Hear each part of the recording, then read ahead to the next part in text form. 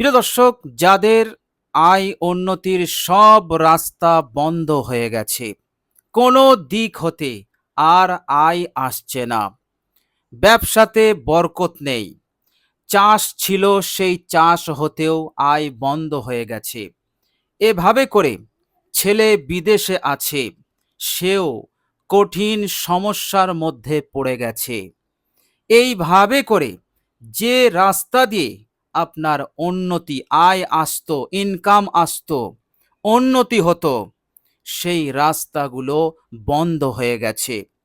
এভাবে করে আপনি যার কাছেই যাচ্ছেন, আপনাকে দূর দূর করে তাড়িয়ে দিচ্ছে। এই কঠিন বিপদে আপনার কথা শোনার কেহই নেই, আপনার কোনো সম্মান ইজ্জত তাদের কাছে নেই।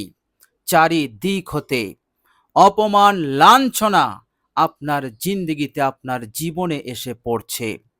এভাবে করে আপনি চারিদিক হতে কঠিন বিপদের মধ্যে পড়ে গেছেন। কি করবেন কিছুই ভেবে পাচ্ছেন না। গোটা দুনিয়া যেন আপনার বিরুদ্ধে দাঁড়িয়ে গেছে, আপনার জন্য কঠিন বিপদ হয়ে দাঁড়িয়ে গেছে। প্রিয় দর্শক, এই রকম নিরুপায়, প্রিয় দর্শক, এরকম নিরুপায় অসহায় অবস্থায় এই মূল্যবান দোয়াটি আপনি পাঠ করুন। প্রিয় দর্শক, বিশ্বনবী সাল্লাল্লাহু আলাইহি ওয়াসাল্লামের এক সাহাবী ঠিক এই রকম কঠিন বিপদের মধ্যে পড়ে গিয়েছিলেন। প্রিয় দর্শক, এই কঠিন বিপদে পড়ে হাদিসটি বর্ণনা করেছেন হযরত সাআদ ইবনে আবি ওয়াক্কাস রাদিয়াল্লাহু তাআলা আন। তিনি বলছেন, এই দেহাতি সাহাবী বিশ্বনবী সাল্লাল্লাহু আলাইহি সাল্লামের কাছে ছুটে এসেছিল আর বলেছিলেন, ইয়া রাসূলুল্লাহ, আমাকে এমন দোয়া শিখান যে দোয়াটি আমি পাঠ করব।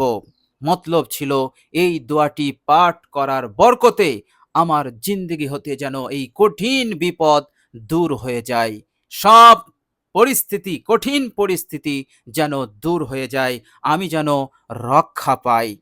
আল্লাহর নবী সাল্লাল্লাহু আলাইহি ওয়াসাল্লাম সেই বিপদগ্রস্ত সাহাবীকে এই মূল্যবান দোয়াটি শিখিয়েছিলেন। সেই সাহাবী এই মূল্যবান দোয়াটি শেখার পর তিনি বাড়ি চলে গেলেন। আল্লাহর নবী সাল্লাল্লাহু আলাইহি ওয়াসাল্লাম উপস্থিত সাহাবীদেরকে বললেন যে, আমার এই সাহাবী দুনিয়া এবং পরকালের সব ভালাই, সব কল্যাণ, সব নিয়ামত সে অর্জন করে নিল। বলুন সুবহানাল্লাহ। এর মতলব হলো, আমার এই সাহাবী দুনিয়াতেও সুখে শান্তিতে অবস্থান করতে পারবে, বসবাস করতে পারবে। সে যে বিপদে রয়েছে সেই বিপদ আল্লাহ পাক দূর করে দেবেন, তাকে রক্ষা করবেন, তাকে হেফাজত করবেন এবং পরকালেও আল্লাহ পাক তাকে নাজাত দেবেন, আল্লাহ পাক তাকে জান্নাতি বানাবেন। বলুন সুবহানাল্লাহ। তো প্রিয় দর্শক, যারাই এই রকম কঠিন পরিস্থিতি, কঠিন সমস্যার সম্মুখীন হয়েছেন, তাদের জন্য এই দোয়াটি খুবই উপকারী, খুবই মূল্যবান। দোয়াটি যদি আপনি পাঠ করেন, ইনশাআল্লাহ আল্লাহ রাব্বুল আলামিন আপনার রিজিকে বরকত এসে যাবে। আয়ের যে রাস্তাগুলো বন্ধ হয়েছিল, আল্লাহ পাক উন্নতির দরজা খুলে দেবেন। আপনার আয়, ইনকামকে আল্লাহ রাব্বুল আলামিন বহু গুণে বাড়িয়ে দেবেন। এইভাবে করে আপনার এই দুনিয়ার জিন্দেগি একটি শান্তিপূর্ণ জিন্দেগি হয়ে যাবে। সংসারে খোশহালি, সংসারে আনন্দ খুশি আসবে। আল্লাহ রাব্বুল আলামিন হর পেরেশানি, টেনশনকে তিনি দূর করে দেবেন। বলুন সুবহানাল্লাহ। প্রিয় দর্শক, শুধু তাই নয়, আপনার আমল নামা হতে আল্লাহ রাব্বুল আলামিন সমস্ত গুনাহ রাশিকেও তিনি মোচন করে দেবেন এবং আল্লাহ রাব্বুল আলামিন সেই গুনার হিসাব নিকেশ আর আপনার হতে নেবেন না। আল্লাহ রাব্বুল আলামিন এইভাবে করে আপনার জিন্দগির সমস্ত গুনাহ রাশিকে তিনি মাফ করে দেবেন। প্রিয় দর্শক, মৃত্যু পর্যন্ত আল্লাহ পাক আপনাকে হিদায়েতের ওপর অটল রাখবেন, আপনার কদমকে জমিয়ে রাখবেন। আপনি কখনোই আল্লাহ রাব্বুল আলামিনের হিদায়েত হতে বঞ্চিত হবেন না। প্রিয় দর্শক, আমরা সকলেই আল্লাহ রাব্বুল আলামিনের হিদায়াতের মুখাপেক্ষী।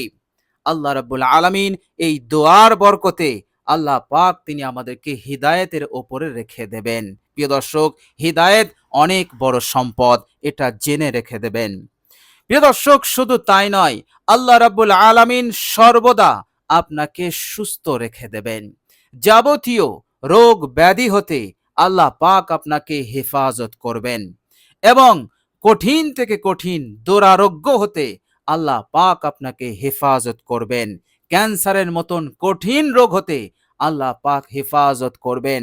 এভাবে করে না জানি দুনিয়াতে কত ধরনের কঠিন থেকে কঠিন রোগ আছে, অজানা রোগ, সব ধরনের কঠিন জীবাণু, কঠিন রোগ হতে আল্লাহ পাক হেফাজতে রাখবেন। এইভাবে করে আল্লাহ রাব্বুল আলামিন দুনিয়ার জিন্দেগিতে আল্লাহ পাক আপনাকে সুখী করবেন, পরকালে আপনাকে জান্নাতি বানাবেন। বলুন সুবহানাল্লাহ। তো প্রিয় দর্শক, খুবই মূল্যবান দোয়া এবং খুবই উপকারী এই দোয়া। তো প্রিয় দর্শক, এই অসাধারণ এবং খুবই উপকারী দোয়াটির ওপর আপনি আমল করুন, অবশ্যই আপনি ফলাফল পাবেন ইনশাআল্লাহ। প্রিয় দর্শক, এবার চলুন আমরা জেনে নেব সেই মূল্যবান দোয়াটি কি।